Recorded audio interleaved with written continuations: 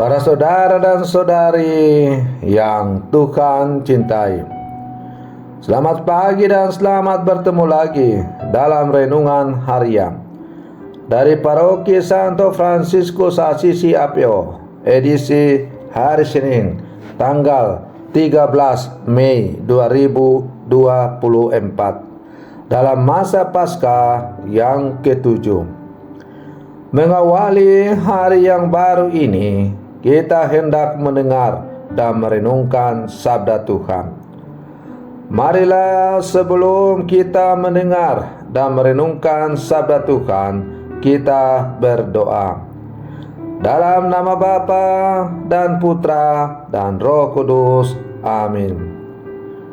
Allah Bapa Maha Kudus, semoga kekuatan Roh-Mu turun agar kami mematuhi kehendak-Mu dengan setia dan mengamalkannya dalam cara hidup damai. Bersabdalah ya Tuhan, kami siap mendengarkan. Terpujilah Engkau Bapa, Putra dan Roh Kudus, kini dan sepanjang segala masa. Amin. Para saudara dan saudari yang Tuhan cintai, sabda Tuhan yang hendak kita dengar dan kita renungkan untuk mengawali hari yang baru ini diambil dari Injil Yohanes pasal 16 ayat 29 sampai 33. Tuhan bersamamu. Inilah Injil suci menurut Yohanes. Dalam amanah perpisahannya, Yesus berkata bahwa akan tiba saatnya bahwa ia tidak lagi berbicara dengan memakai kiasan. Maka para murid berkata kepada Yesus, "Lihat, sekarang engkau berkata-kata terus terang dan engkau tidak memakai kiasan. Sekarang kami tahu bahwa engkau mengetahui segala sesuatu dan tidak perlu orang bertanya kepadamu. Karena itu kami percaya bahwa engkau datang dari Allah." Jawab Yesus kepada mereka, "Percayakah kamu sekarang? Lihat, saatnya datang, bahkan sudah datang, bahwa kamu dicerai-beraikan, masing-masing ke tempatnya sendiri, dan kamu meninggalkan aku seorang diri. Namun aku tidak seorang diri, sebab Bapa menyertai aku. Semuanya itu kukatakan kepadamu, supaya kamu beroleh damai sejahtera dalam aku. Dalam dunia kamu menderita penganiayaan, tetapi kuatkanlah hatimu, aku telah mengalahkan dunia." Demikianlah sabda Tuhan. Para saudara dan saudari yang Tuhan cintai, melalui bacaan Injil yang baru saja kita dengar bersama, Yesus menyatakan bahwa dia tidak akan sendirian karena Bapa menyertainya.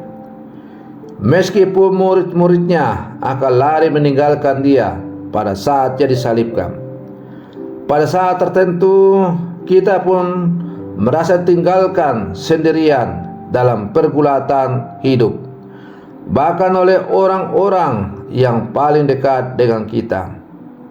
Akan tetapi, sebagai pengikut Yesus, kita tetap perlu ingat bahwa Allah Tritunggal selalu menyertai kita. Kita perlu mengingat kata-kata Yesus ini, "Dalam dunia kau menderita penganiayaan, tetapi kuatkanlah hatimu, aku telah mengalahkan dunia." Selain mengutus sesama untuk mendampingi kita, Bapa juga akan mengutus Roh Kudus untuk menguatkan kita agar mampu melalui masa yang sulit itu. Para saudara dan saudari yang Tuhan cintai, pengakuan iman kita akan Yesus sebagai yang datang dari Allah menjadi prinsip dasar yang membuat kita berani mati-matian memperjuangkan kebenaran seturut ajaran dan teladannya, sebagaimana yang telah ditunjukkan oleh banyak orang-orang kudus di sepanjang sejarah gereja, termasuk sampai di zaman modern ini. Kita melihat tokoh-tokoh yang selalu berjuang memperjuangkan iman, misalnya Santa Teresia dari Kalkuta, Paus Yohanes Paulus II, Paus Fransiskus, dan lain-lain. Semangat hidup yang redup, motivasi iman yang kurang, penghayatan iman yang setengah-setengah bisa muncul dan bertumbuh dari ketidakseriusan kita untuk mengakui bahwa Yesus itu datang dari Allah. Jika hidup iman kita bermutu, hidup harian pun pasti bermutu. Banyak orang yang mengaku sebagai orang Katolik, orang Kristen, tapi terlibat dalam kasus korupsi, penipuan, dan pengkhianatan. Tampaknya bahwa kualitas penghayatan iman akan Yesus masih setengah-setengah. Daya dorong untuk mewujudkan idealisme Yesus tampak kurang bertenaga. Para saudara dan saudari yang Tuhan cintai, karena itu kita diajak untuk kembali menata hidup ini dengan iman yang kokoh dan teguh. Sebagai murid-murid Yesus di zaman sekarang, kita memohonkan rahmat penerangan Roh Kudus agar mata hati dan budi kita semakin mampu melihat dan mengimani bahwa Yesus sungguh datang dari Allah. Dengan iman ini, kita pun bisa bertahan dalam semangat kemartiran. Para saudara dan saudari yang Tuhan cintai, semoga pada renungan saya untuk mengawali hari yang baru ini semakin menghantar kita menjadi murid-murid Yesus yang sejati, yang hidup di zaman sekarang.